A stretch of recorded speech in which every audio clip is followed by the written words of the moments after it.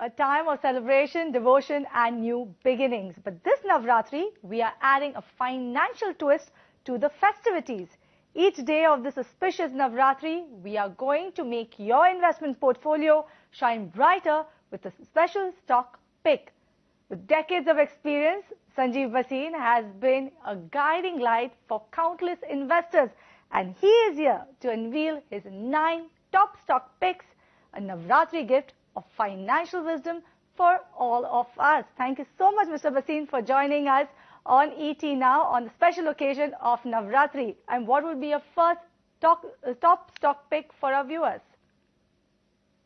Yeah, good afternoon and good to be here, and I wish everyone Jai Mata Di and a very, very happy, prosperous and healthy Navratra. And definitely with the blessings of her, you are all going to be prosperous. So my first pick today will be Tata Steel.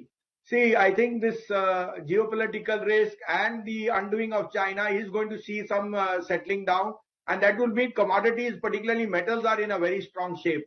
We've seen, across the board rise in steel prices. I believe in the next few days, you'll see another 8% rise in steel prices. Tata Steel is the lowest cost producer of steel, not in India, in the world. So I think at 120, it has a very good opportunity for risk reward. And I would say Tata Steel can be an outperformer. So that's my top Navratri pick. All right, so that could be, that's your top Navratri pick. But any target that one should watch out for when it comes to Tata Steel? So I can see 160, 165 in the next year, maybe sooner than that, depending on the atmosphere of how fast this geopolitical unwinding happens.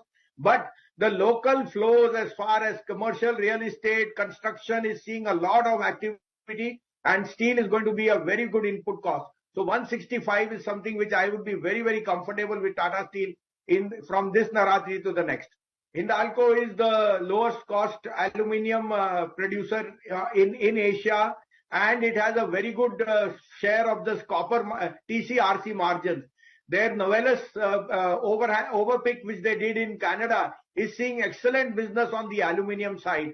Hindalco is a very good play on the aspiration of growing construction and stroke activity on EVs and other activities, in which aluminium and copper are very, very key ingredients.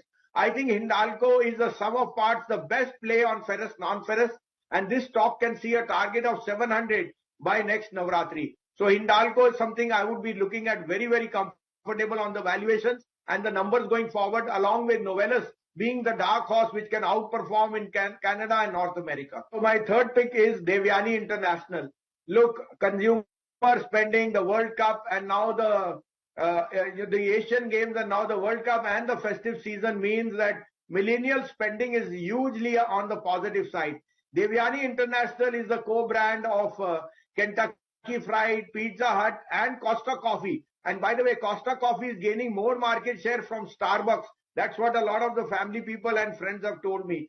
I think it's the perfect play on the millennial spending and the type of food habits which have changed. So Devyani International is not a cheap stock at 190, 200, but it is a pedigree stock. And I think that this spending is only going to get bigger. Plus, I have information that Popeye is another brand which they could be adding in the next 3 to 4 months.